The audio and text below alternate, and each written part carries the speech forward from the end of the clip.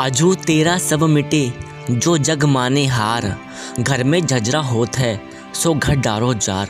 संत कबीरदास जी कहते हैं आज भी तेरा संकट मिट सकता है यदि संसार से हार मानकर निर्भिमानी हो जा। तुम्हारे अंधकार रूपी घर में जो काम क्रोध आदि का झगड़ा हो रहा है उसे ज्ञान की अग्नि से जला डालो। कबीर आगे समझाते हुए कहते हैं क्रोध हमें अंधा, दिशाहीन, विवेकहीन और उतावला बना देता है। दूसरा कोई भी विकार हमारी विवेक शक्ति और संतुलन को इतना डामाडोल नहीं करता जितना कि क्रोध कर देता है। कहा जाता है क्रोध ऐसी आंधी है जो मन की ज्योति को बुझा देती है। क्रोध के वश में आकर हम अपना असली रूप जाहिर कर देते हैं। हम अपने अंदर असुरक्षा की भावना, अपनी कमी को छिपाने के लिए क्रोध को एक जरिया बना लेते हैं। यह हमारी मानसिक स्थिति को बिगाड़ देता है। आमतौर पर हमें क्रोध तभी आता है जब हमें पीड़ा या चोट पहुंचती है, लेकिन फिर भी क्रोध के नतीजे के लिए हम खुद ही जिम्मेदार हैं। किसी शिष्य ने अपने गुरु से कहा मुझे बहुत ज़्यादा गुस्सा आता है। गुरु ने कहा मुझे अपना गुस्सा दिखाओ। शिष्य ने जवाब दिया लेकिन मुझे अभी गुस्सा नहीं आ रहा है। गुरु ने कहा जब आएगा तब इसे मेरे पास ले आना। शिष्य ने जवाब दिया मैं ऐसा नहीं कर सकता, यह अचानक आ जाता है और जब तक मैं इसे आपके पास लेकर आऊँगा वह ज़रूर ख़त्म हो जाएगा। यहाँ खास बात समय की है। समय हर जख्म को भर देता है और हर भाव की तीव्रता को कम कर देता है। समय भावना की प्रबलता को कम करके क्रोध को शांत कर देता है। जैसे ही हमें अपने क्रोध का एहसास होने लगता है तो क्रोध की भावना शांत होने लगती है और इसकी तीव्रता कम होने लगती है। समय के साथ हमारा ध्यान इससे हट जाता है, क्रोध की तेजी कम हो जाती है, हमारा मिजाज बदल जाता है। नकारात्मक भावना से हटकर हम धीरे धीरे शांत और संतुलित होने लगते हैं। जागृति हमें रोकती है और सोचने पर मजबूर करती है, हमें शांत करती है और हमें विवेक से काम लेने के लिए विवश करती है। इसलिए जब तक हम किसी पर गुस्सा निकालने की कोशिश करते हैं तब तक हमारा गुस्सा ठंडा होने लगता है। जब हम गुस्से में किसी के दिल को चोट पहुंचाते हैं या उसे नीचा दिखाते हैं तो हमें खुद भी नकारात्मक सोच का सामना करना पड़ता है।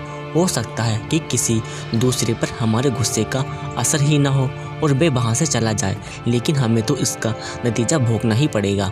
पहले नकारात्मक सोच हमारे ऊपर हावी होती है, फिर हमें गुस्सा आता है, फिर हम गुस्सा जाहिर करते हैं, हम चिड़चिड़े हो जाते हैं, फिर हमें शर्मिंदगी महसूस होती है और इस कारण हम लोगों से दूर भागते हैं, उनसे बचना चाहते हैं।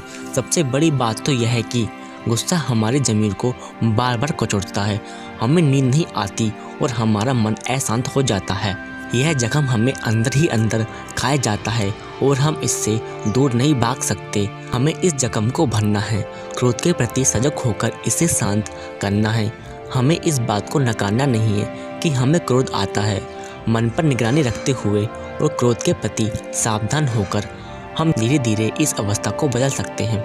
क्या आपने कभी सोचा है कि हमने माँ के गर्भ से जन्म लिया, माँ दाल रोटी खाती है, सब्जी रोटी खाती है, उसमें से हमारे लिए जिसने दूध बनाया उसको हमने क्या दिया?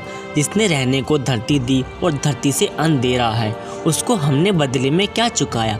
24 घंटे जो हमारे प्राण चलाने के लिए वायु दे रहा है उसके बदले में हमने क्या दिया? जिस धरती पर हम रहते हैं उसी पर गंदगी छोड़ते हैं, साफ पानी पीते हैं, गंदा करके निकालते रहते हैं, फिर भी जो शुद्ध पानी दिए जा रहा है उसको हमने बदले में क्या दिया? जरा सी लाइट जलाते हैं तो बिजली का बिल भरना पड़ता है, नहीं तो कनेक्शन कट जाता है। जिसकी सूर्य की लाइट, चंद्रमा की लाइट जन्म से लेकर अभी तक ले रहे हैं, उसे बदले में हमने क्या दिया?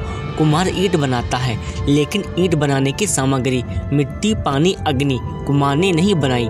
अग्नि, मिट्टी, पानी भी भगवान का। जिस धरती पर ईंट बनाई वह भी भगवान की और जिन हाथों ने बनाई उनमें भी शक्ति भगवान की। फिर भी कुम्हार से ईंट लेते हो तो उसका पैसा देना पड़ता है, जरा सा दूध लेते हो तो पैसा देना पड़ता है। जिसकी घास है और गाय भैंस आदि में जो दूध बनाता है उसके लिए हमने क्या किया? जिसकी मिट्टी है, अग्नि है, पानी है, जो हमारे लिए दिल की धड़कनें चला रहा है, आँखों को देखने की, कानों को सुनने की, मन को सोचने की बुद्धि को निर्णय करने की शक्ति दे रहा है। निर्णय बदल जाते हैं, फिर भी जो बदले हुए निर्णय को जानने का ज्ञान दे रहा है वह परमात्मा हमारा है। मरने के बाद भी हमारे साथ रहता है। उसके लिए हमने क्या किया? आखिर में कबीरदास जी सारी बातें समझाकर कहते हैं, जिस परमात्मा ने हमें इतना कुछ दिया उसे बदले में हमने क्या दिया? वो हमसे कुछ नहीं मांगता। उस परमात्मा ने हमें इतना कुछ दिया है तो हम 5 मिनट भी उस प्रभु को याद नहीं कर सकते? कुछ समय उस प्रभु की भक्ति में लगाइए। पता नहीं ये जीवन कब समाप्त हो जाए। ज़्यादा से ज़्यादा उस प्रभु को याद करें। आखिर में कबीरदास जी कहते हैं, जिसका तू बंदा उसी का सवारा, दुनिया की लालच से साहिब बिसारा।